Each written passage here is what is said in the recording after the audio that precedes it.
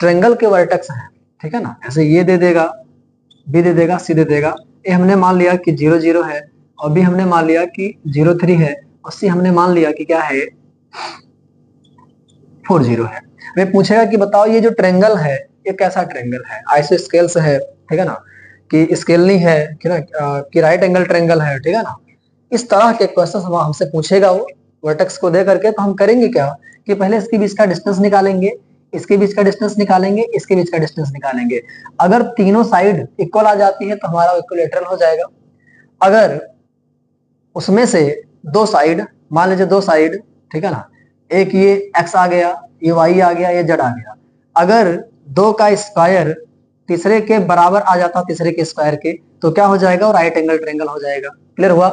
और अगर तीनों में से कोई बराबर नहीं आते हैं, ठीक है ना, और ये भी कंडीशन फॉलो नहीं होती है, तो हमारा क्या हो जाएगा, वो स्केल नहीं हो जाएगा, विषमबाहु त्रिभुज हो जाएगा, ठीक है ना। तो समबाहु के लिए तीनों साइड इक्वल आने चाहिए, राइट एंगल ट्रायंगल समकोण त्रिभुज के लिए, ठीक है ना, किन्हीं दो साइड का स्क्वायर इसी साइड के स्क्वायर के बराबर होना चाहिए, और तीसरी जब तीनों साइड इक्वल नहीं आएंगे तो क्या हो जाएगा, हमारा स्केल नहीं हो जाएगा, विषमबाहु हो जाएगा।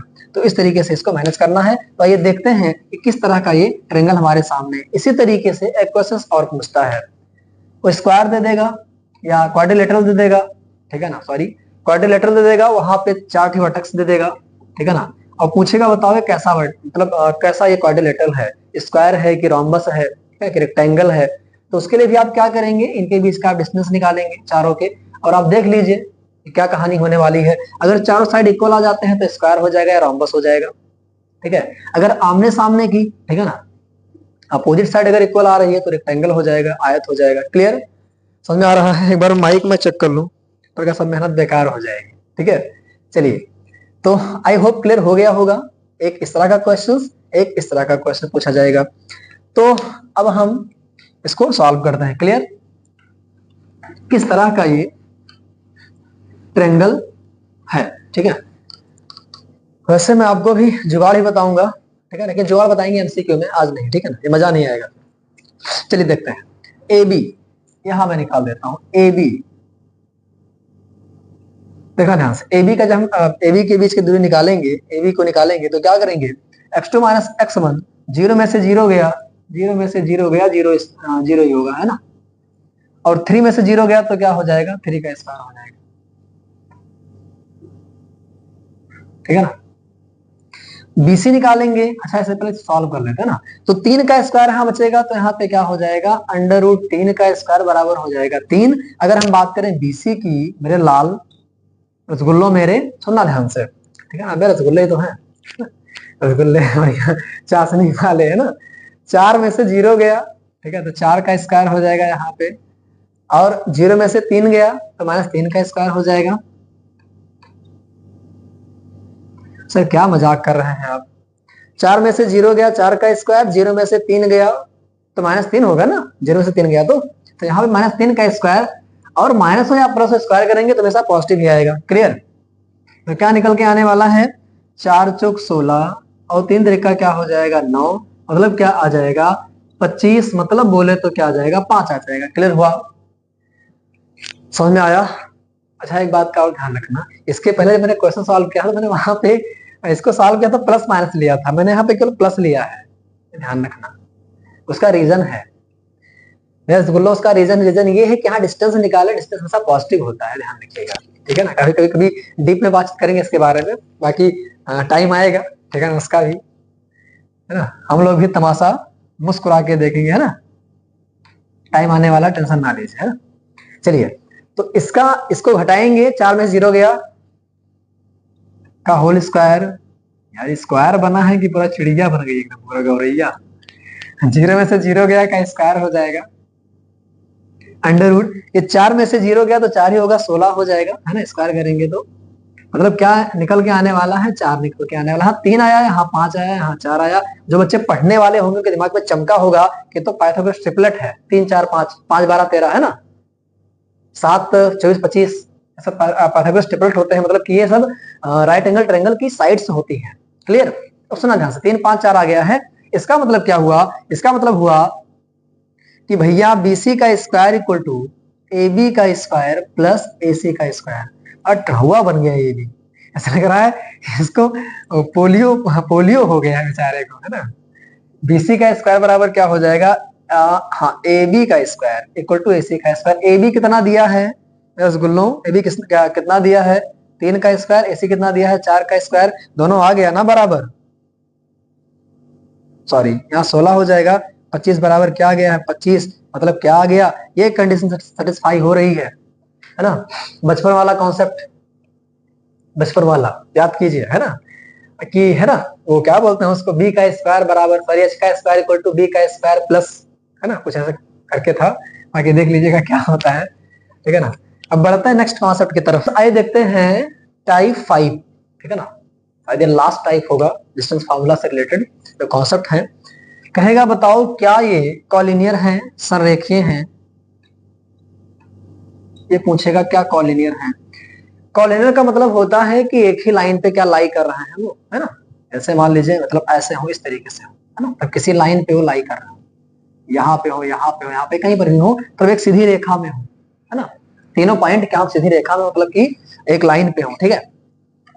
तो इसके लिए क्या करेंगे, सुनना ध्यान से, मुझे बताओ कि अगर 3 पॉइंट से मान लीजिए कोई लाइन है, हमने 3 पॉइंट ले लिया P, Q और R ले लिया, और हमें ये प्रूव करना है कि ये कॉलिनियर है, तो मुझे बताओ कि क्या दिखा दिया जाए तो प्रूव हो जाए कॉलिनियर है, ठीक है ना।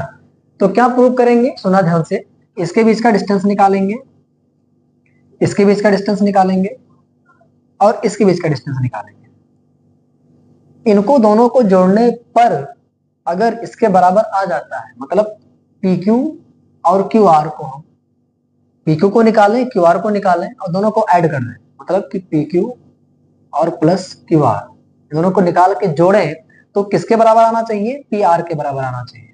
अगर PR के बराबर आ जाता है तो हमारा क्या हो जाएगा, कोलिनियर हो जाएगा, अदरवाइज कोलिनियर नहीं रहेगा। क्लियर। तो हम करते क्या है कि यहाँ पर दो पॉइंट के बीच का डिस्टेंस निकाल लेते हैं, पहले इसके इसके फिर इसके इसके फिर इसके। क्लियर हुआ। कोई जरूरी नहीं कि मतलब ये जैसे मैंने लिखा है ऐसे ही कॉलिनियर हो, बस ध्यान रखना कि किन्हीं दो के बीच की दूरी, ठीक है ना, किन्हीं दो के, ठीक है ना, कोई भी दो ले सकते हैं आप। क्लियर। के बीच की दूरी तीसरे के इक्वल होनी चाहिए, मतलब कि तीनों के बीच का डिस्टेंस निकाल लीजिए। मतलब क्या करेंगे आप, तीनों के बीच का डिस्टेंस निकालेंगे, मतलब पहले आप PQ निकालेंगे, उसके बाद क्या निकालेंगे, उसके बाद आप PR निकालेंगे, उसके बाद आप क्या निकालेंगे, आप QR निकालेंगे। क्लियर। तो PQ जब निकालेंगे तो मतलब कि ये तीनों निकाल लेंगे, उसके बाद किन्हीं दो को जोड़ने पर वो तीसरे के बराबर आना चाहिए, तो हमारा कॉलिनियर होगा। तो PQ निकालेंगे तो क्या होगा, 2 में से बन गया प्लस 3 में से 5 गया, यहां पे क्या हो जाएगा 1 प्लस 2 का स्क्वायर √5 हो जाएगा। क्लियर हुआ। आइए इसको देखते हैं PR के बीच का, तो -2 -1 -2 -1 का होल स्क्वायर और -11 -5 का होल स्क्वायर इक्वल टू √ यहाँ पे क्या हो जाएगा, -3 का होल स्क्वायर मतलब 9 प्लस -11 -5 -16 का स्क्वायर हो जाएगा। -16 का स्क्वायर कितना होता है, 256 होता है। क्लियर। तो दोनों को जोड़ेंगे तो कितना आएगा, 9 6 15 के 5 हासिल 1 5 1 6 और ये क्या हो जाएगा 2 हो जाएगा। क्लियर हुआ। अब निकालते हैं QR के बीच का डिस्टेंस, QR के बीच का डिस्टेंस -2 में से 2 गया तो कितना आएगा, -2 में से 2 गया, -2 में से -2 गया तो कितना हो जाएगा स्क्वायर, इसका स्क्वायर किया, -11 -3, ठीक है। तो क्या होगा, -4 का होल स्क्वायर तो कितना हो जाएगा, यहाँ ऐसे लिख दो -4 का होल स्क्वायर प्लस ये क्या हो जाएगा 11 3 14 -14 का होल स्क्वायर इक्वल टू यहाँ पे हो जाएगा 16। बस एक बात का ध्यान रखिएगा, जो मैं क्वेश्चन से लिया हूँ आपके बुक से NCERT से ही है, बात का ध्यान रखिएगा, एग्जाम में आने के चांसेस हैं इसके, ठीक है। तो यहाँ पे 16 हो जाएगा, यहाँ पे करेंगे तो कितना आएगा 196 मल्टीप्लाई करेंगे तो कितना आएगा 6 6 12 के 2 हासिल 1 और 9 1 10 11 के 1 हासिल 1, यहाँ पे हो जाएगा 2। क्लियर, समझ में आया। समझ में आया? यहाँ पे कोई मिस्टेक? एक बार मैं इसको चेक कर लूं अच्छे से। स्टूडेंट्स मैंने यहाँ पे चेक कर लिया है इसको, पी क्यू इक्वल टू कितना आएगा और पी आर इक्वल टू अब कितना आ रहा है और क्यू आर इक्वल टू उतना आ रहा है, ठीक है ना, लिखा हुआ वहां पे। और सुनिएगा मेरी बात ध्यान से, इनमें से किसी दो को जोड़ने पर तीसरे के बराबर नहीं होने वाला है। इसको मैं जोड़ूंगा, पहली बात जुड़ेगा ही नहीं।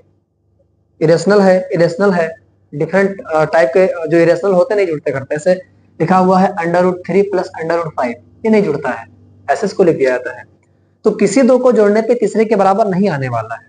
अगर ऐसे आ जाता, सुनना ध्यान से मेरी बात, सुनिए ध्यान से, अगर ऐसे आ जाता पी क्यू इक्वल टू 8 और पी आर इक्वल टू आ जाता 16 और क्यू आर इक्वल टू आ जाता 8, तो पी क्यू क्यू आर को जोड़ने पर पी आर के बराबर आ रहा है तो कोलिनियर होता। यहाँ पे कोलिनियर नहीं होगा, संरेखीय नहीं होगा, क्योंकि किन्हीं दो को जोड़ने पर तीसरे के बराबर नहीं आ रहा है। तो इस बात का ध्यान रखिएगा कि कोलिनियर नहीं होगा। क्लियर हुआ कि नहीं हुआ? आई थिंक क्लियर हो गया होगा। अब नेक्स्ट वीडियो में हम लोग बातचीत करेंगे सक्शन फार्मूला पे, विभाजन सूत्र पे। तो इसको देखिएगा अच्छे से, एंजॉय कीजिएगा। बाकी एमसीक्यू करवाएंगे तो वहाँ पे आपको कुछ हम ट्रिक्स भी बताएंगे, ठीक है, कि कैसे आप एग्जाम में कम टाइम में उसको आप सॉल्व करेंगे, कैसे आप सॉल्व करेंगे उसको। देखिएगा अच्छे से, एंजॉय कीजिएगा। चलता हूँ, अब खाना पानी खा लूँ, ठीक है ना, कि बॉडी देखिए 6 पैक बना हुआ है अच्छे से, है ना। So thanks to all of you for watching this video.